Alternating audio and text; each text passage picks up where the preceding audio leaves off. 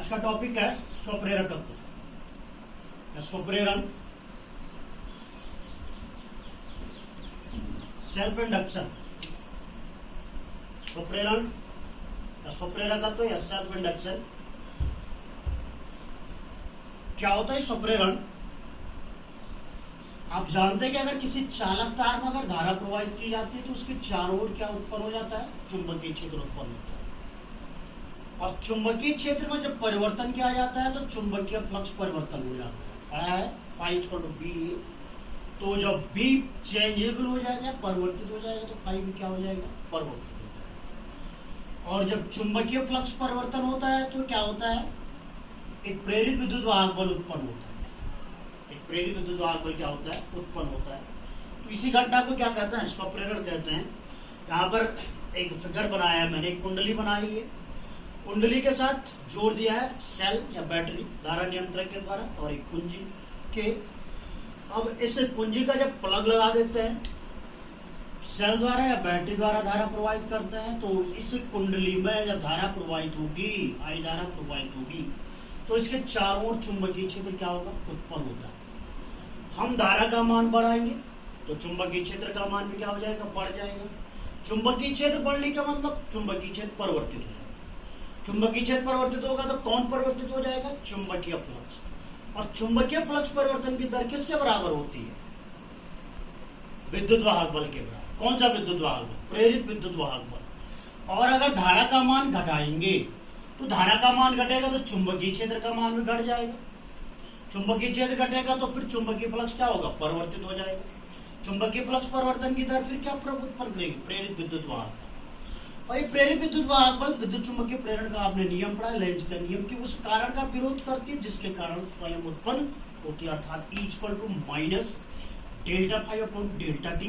तो इस घटना को कहते हैं स्वप्रेरण। अर्थात साधारण सी भाषा में जब किसी कुंडली में धारा प्रवाहित की जाती है, धारा के मान में परिवर्तन किया जाता है, तो कुंडली से बद्ध चुंबकीय फ्लक्स में परिवर्तन होता है, जिससे कुंडली में एक प्रेरित विद्युत वाहक बल उत्पन्न होता है और एक प्रेरित धारा क्या होती है? प्रवाहित होने लगती है या उत्पन्न होती है, जो मुख्य धारा का विरोध करती है। जो धारा हम प्रवाहित करना है उसको लिखा है मैंने मुख्य धारा, मेन करंट। इस फिगर में इसकी डायरेक्शन है क्लॉकवाइज, दक्षिणावर्ती, लेकिन प्रेरित धारा की दिशा क्या है? इसके विपरीत। अर्थात जब हम अगर इस सेल द्वारा, यहाँ पर बैटरी द्वारा धारा का मान बढ़ाएंगे, जिस धारा को हम प्रवाहित करें उसका मान अधिकतम, या वो अधिकतम धारा प्रवाहित करेंगे, तो जो ये प्रेरित धारा उत्पन्न होगी ये इसके विपरीत होगी, अर्थात ये इसके बढ़ने का विरोध करती है। प्रेरित धारा हमेशा मुख्य धारा में परिवर्तन का विरोध करती है, ध्यान रखना। अब उसके स्थायी मान का विरोध नहीं करती। और अगर हम इस धारा नियंत्रक द्वारा इस बैटरी के द्वारा प्रवाहित धारा का मान क्या कर दें? घटा दें। घटाने का मतलब घट जाएगी तो ये इस धारा की दिशा में उलट जाएगी, प्रेरित धारा की। ये अब इसके घटने का विरोध करेगी, अर्थात इसको बढ़ाने का प्रयत्न करेगी, तो इसकी दिशा क्या हो जाएगी? पलट जाएगी। तो इस घटना को कहते हैं स्वप्रेरण। किसी कुंडली में धारा प्रवाहित करने पर, धारा के मान में परिवर्तन करने पर, उससे बाद चुंबकीय फ्लक्स में परिवर्तन हो जाता है, जिससे क्या होता है कि एक प्रेरित वाहक बल उत्पन्न होता है और प्रेरित धारा प्रवाहित होने लगती है। ये प्रेरित धारा सदैव मुख्य धारा का क्या करती है? विरोध करती है। That is called self induction. और इसमें मैंने टॉपिक लिखा है सेल्फ इंडक्शन कोएफिशिएंट, अर्थात स्वप्रेरकत्व। तो इसको रिप्रेजेंट करते हैं कैपिटल एल से। तो हम क्या पढ़ा? हमने पढ़ा कि धारा जब प्रवाहित करते हैं तो धारा के कारण क्या हो रहा है? उत्पन्न चुंबकीय क्षेत्र उत्पन्न हो रहा है। चुंबकीय क्षेत्र के कारण क्या उत्पन्न हो रहा है? चुंबकीय फ्लक्स। अर्थात जो चुंबकीय फ्लक्स है that is directly proportional to current. Phi is directly proportional to I. या phi equal to directly proportional हटा दिया तो एल आई। एल का मतलब क्या हो गया? कांस्टेंट है ये। और एक कांस्टेंट क्या है? सेल्फ इंडक्शन या सेल्फ इंडक्शन कोएफिशिएंट, स्वप्रेरण गुणांक। और हम जानते हैं प्रेरण का, विद्युत चुंबकीय प्रेरण, फैराडे का नियम, E equal to minus delta phi upon delta T. Phi का मान रख दिया डेल्टा अपॉन डेल्टा टी बार, एल आई, एल को बाहर निकाल दिया। E equal to minus L delta upon delta T, या एल इक्वल हो जाएगा minus E upon delta T. और ये माइनस चिन्ह क्या शो कर रहा है? ये माइनस चिन्ह ये शो कर रहा कि जो प्रेरित विद्युत वाहक बल है ये चुंबकीय फ्लक्स परिवर्तन के परिवर्तन का क्या कर रहा है, विरोध कर रहा है। अर्थात जिस कारण उत्पन्न हो रहा है उसका क्या कर रहा है, विरोध कर रहा है। तो इसका आंकिक मान इसे डायरेक्शन अगर हटा देंगे हम तो ई अपॉन डेल्टा टी, या इसको ऊपर ले जाएंगे तो E into delta T upon delta. इसका मात्रक होता है वोल्ट सेकंड पर एम्पियर। और इसको चूंकि इस प्रैक्टिकल ये प्रयोग जो सिद्ध किया गया है निकाला किसके द्वारा किया गया है, हेनरी के द्वारा, तो इसका मात्रक हेनरी भी होता है। क्या होता है, हेनरी। तो आपने क्या करना है, यहाँ पर मैंने इसका मात्रक लिख दिया, आपने इस एल की विमा फाइंड करनी है। क्या करनी है, एल की विमा ज्ञात करनी है एक, और दूसरा आपने ज्ञात करना है एल अपॉन आर की विमा, और मुझे दिखानी है। एक तो एल की विमा आपने ज्ञात करनी है कि कितनी होगी, यहाँ पर मात्रक लिख दिया, और उसके बाद आपने एल अपॉन आर की विमा ज्ञात करनी है। एल हो गया आपका इंडक्टर और आर हो गया आपका रेजिस्टर, प्रेरकत्व और प्रतिरोध। तो ये सुप्रेरण गुणांक, ये सुप्रेरकत्व जो प्रेरण होता है, ये आपके घरों में जो ट्यूब लाइट होती है उन पर लगी रहती है, उसमें प्रयुक्त होती है। कौन, स्वप्रेरण, प्रेरण कुंडली बनी होती है जो ट्यूब लाइट होती है।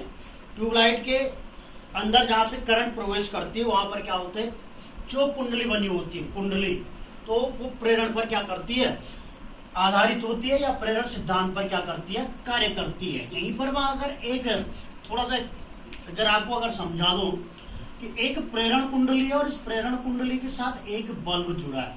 क्या जुड़ा है, एक बल्ब जुड़ा है, और इस कुंडली के साथ हमने एक समांतर क्रम में एक प्रतिरोध जुड़ा है, और इसके साथ में एक बल्ब लगाया है।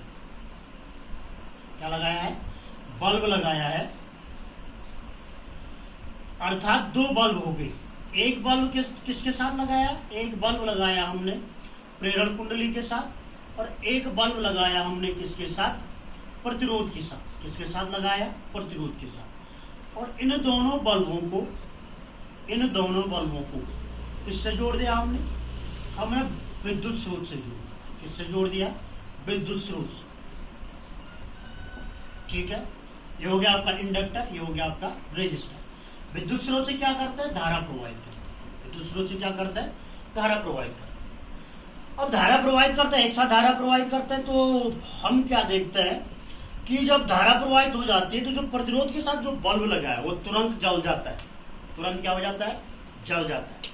जबकि जो इंडक्टर के साथ या प्रेरण कुंडली के साथ जो बल्ब लगा है, या जिस बल्ब के साथ प्रेरण कुंडली लगी है, उसमें हम क्या देखते हैं कि वो बल्ब धीरे धीरे जलता है, एकदम अपनी पूरी लाइट या अपनी पूरी जो प्रकाश होता है उसका वो उत्सर्जित नहीं कर पाता, धीरे धीरे बल्ब क्या होता है, जलता है।